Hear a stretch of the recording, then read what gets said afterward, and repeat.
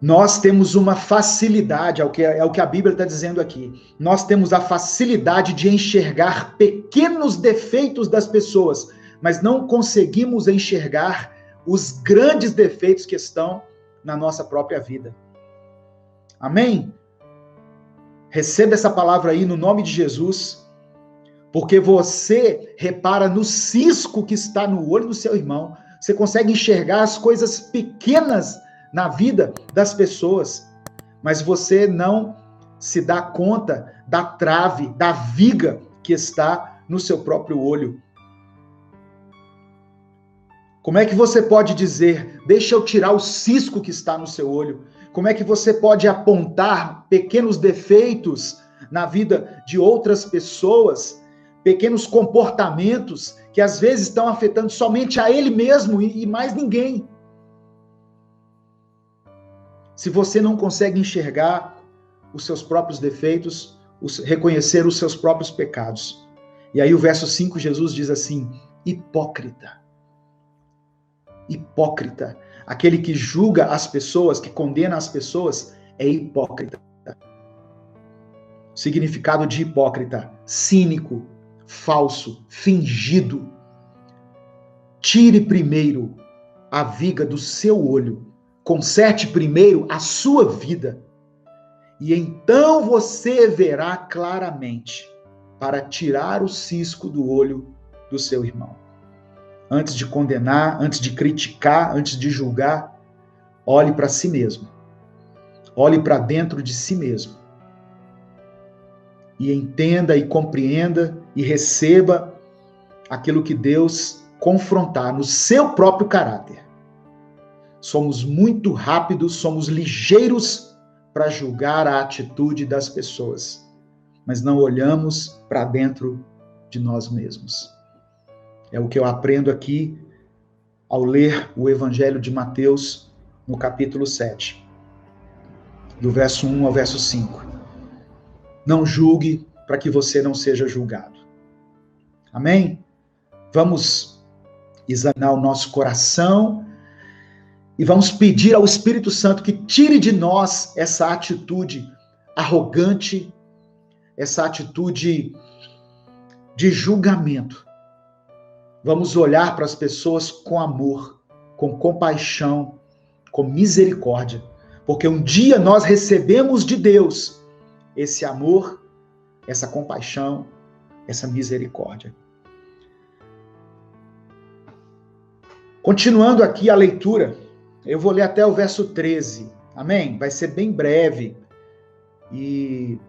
mas pode continuar aí colocando o seu pedido de oração, coloque o seu nome, de onde você está falando. Ao final dessa transmissão, eu vou orar pela sua vida, eu vou colocar diante do Senhor as suas causas, tudo aquilo que tem afligido o seu coração, tudo aquilo que tem tirado a sua paz, eu quero colocar aqui diante de Deus. Mateus capítulo 7, versículo 6, está escrito assim, Jesus continua falando, não deem o que é sagrado aos cães, nem atirem pérolas aos porcos, caso contrário, estes as pisarão, e aqueles, voltando-se contra vocês, os despedaçarão. Não deem coisas sagradas aos cães, nem atirem pérolas aos porcos.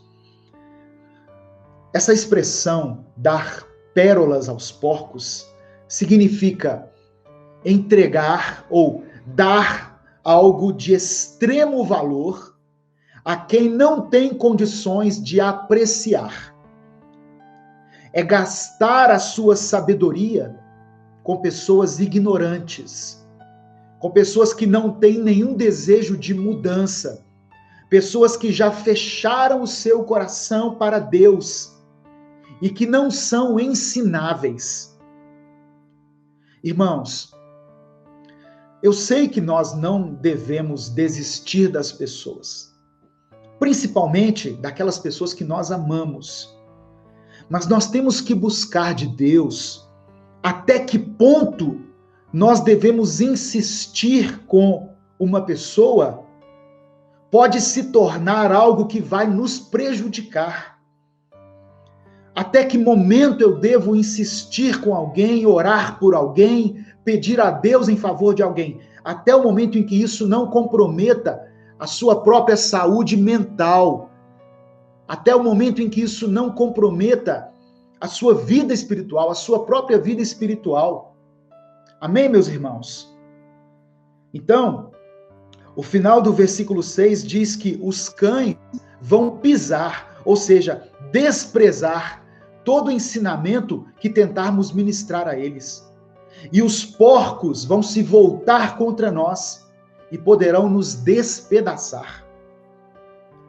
Seria um trabalho inútil. É isso que a palavra está dizendo aqui.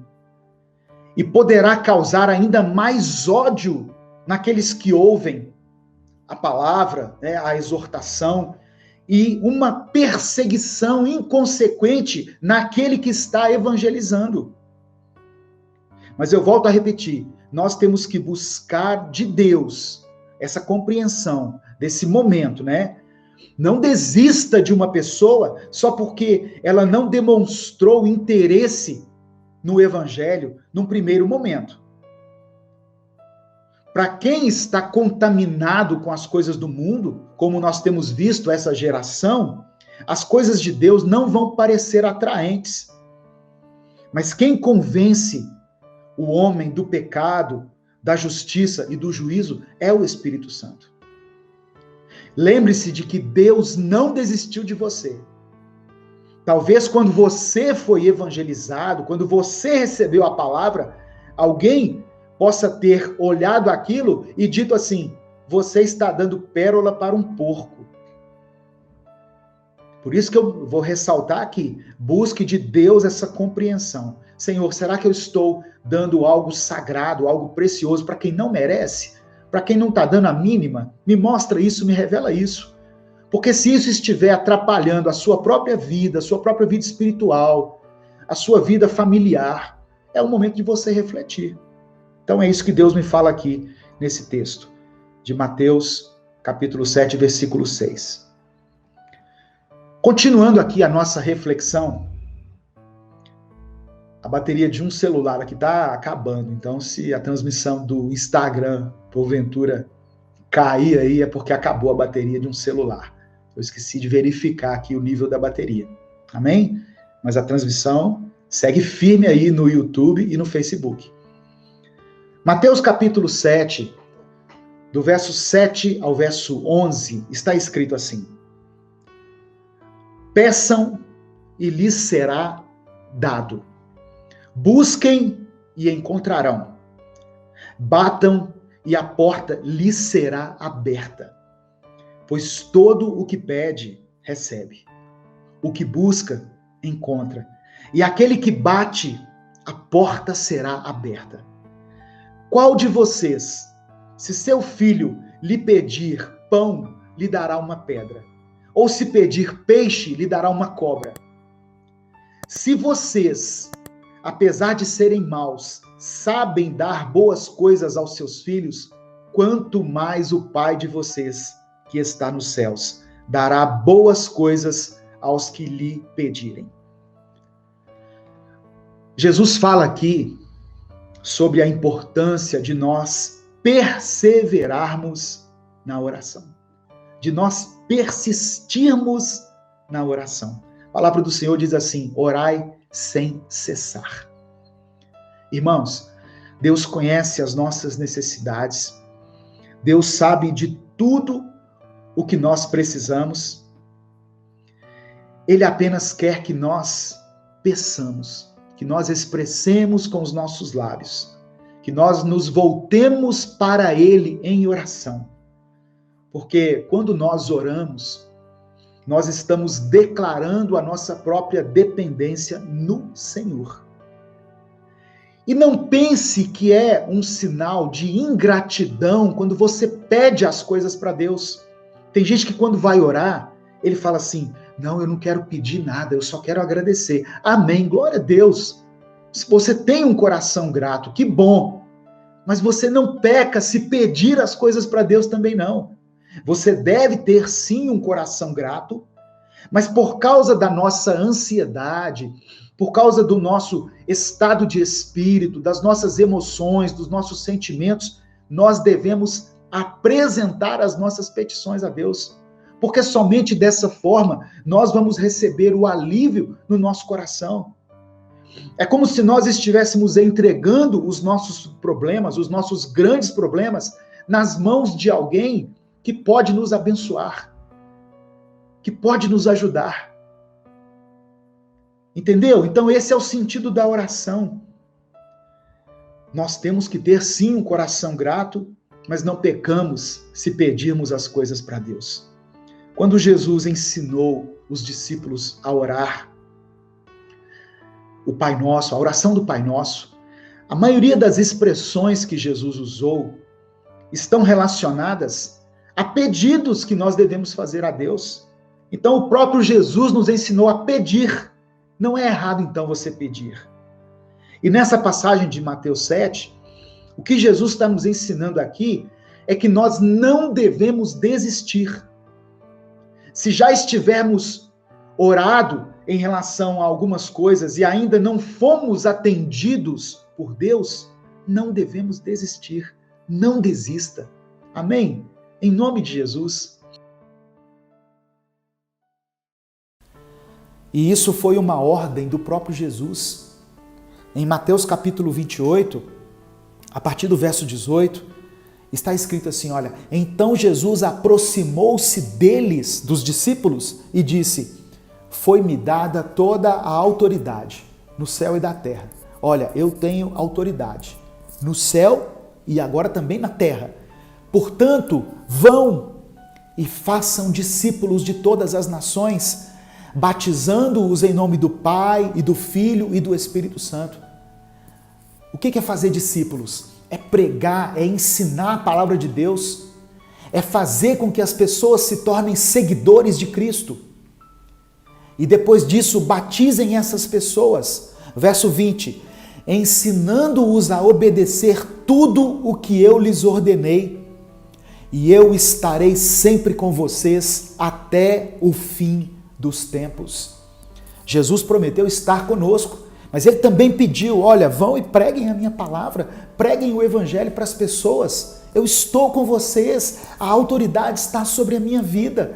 Não tenham medo de nada. Eu os deleguei para fazer isso. Opa, bati a mão aqui. Eu os deleguei para isso, para fazer isso, para pregar a minha palavra, para que as pessoas creiam e para que as pessoas sejam batizadas. Amém, meu irmão? Então, nós devemos falar de Jesus para as pessoas. Mas uma coisa aqui me chama a atenção. Nós precisamos falar do Jesus das Escrituras. Repare que no verso 35 está escrito assim, olha, Filipe, começando com aquela passagem da Escritura, anunciou-lhe as boas novas de Jesus. Filipe começou a falar de Jesus para o etíope a partir de Isaías 53.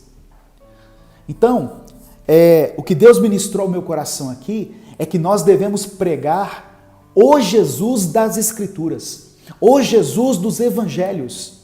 Eu preguei uma mensagem há alguns dias atrás, depois você procura aí, o Jesus dos Evangelhos, porque às vezes nós estamos pregando um Jesus que é bem diferente daquilo que está contido na Bíblia.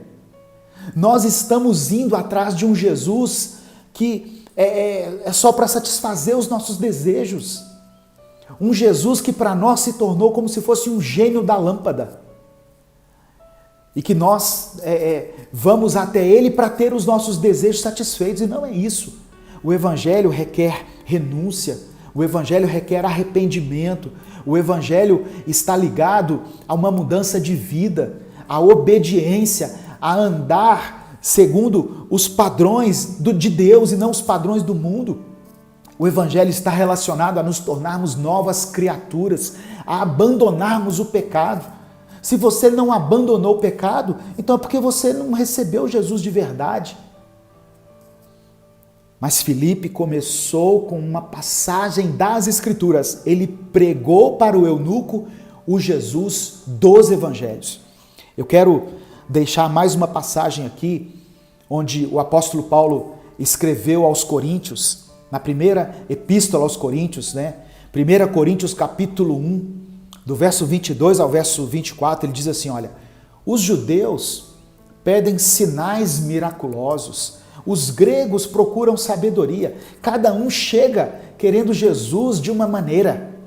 Mas o verso 23 ele fala assim, nós, porém, pregamos a Cristo crucificado, o qual de fato é escândalo para os judeus e loucura para os gentios. Então, Jesus para alguns, esse Jesus aí que foi crucificado, para uns é escândalo, para outros é loucura.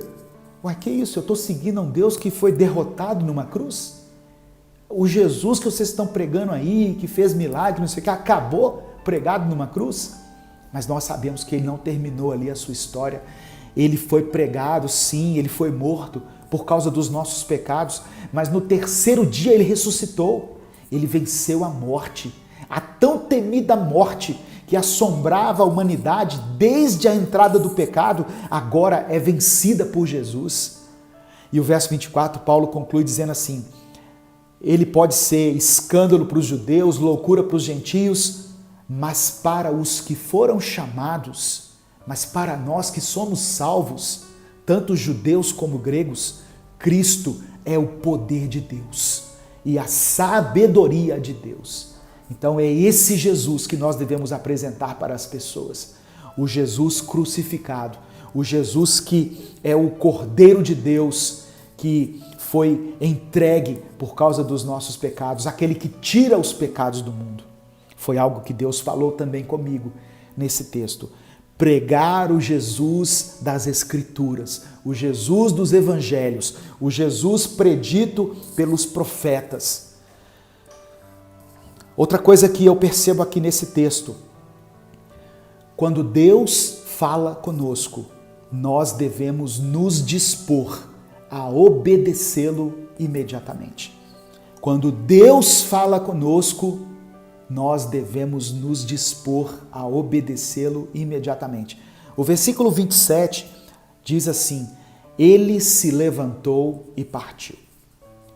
Quando o anjo falou com Filipe, quando o Espírito do Senhor falou com ele assim, olha, aproxima daquela carruagem ali, assim que ele ouviu a voz de Deus, ele se levantou e partiu. Tem pessoas que já ouviram a voz de Deus há algum tempo. Tem pessoas que já receberam no seu coração uma palavra profética, uma palavra revelada, uma palavra rema, mas ele não se levantou e nem partiu. Filipe ouviu a voz de Deus, se levantou e partiu. Então, se você está hoje ouvindo a voz de Deus e sabe que tem que tomar algumas atitudes na sua vida, é tempo de você se levantar e agir. Filipe imediatamente se levantou e partiu, porque ele sabia que era Deus falando com ele. Se você entende que a palavra do Senhor, ministrada aqui nesse culto, através desse canal, é Deus falando com você, por que você não agiu ainda?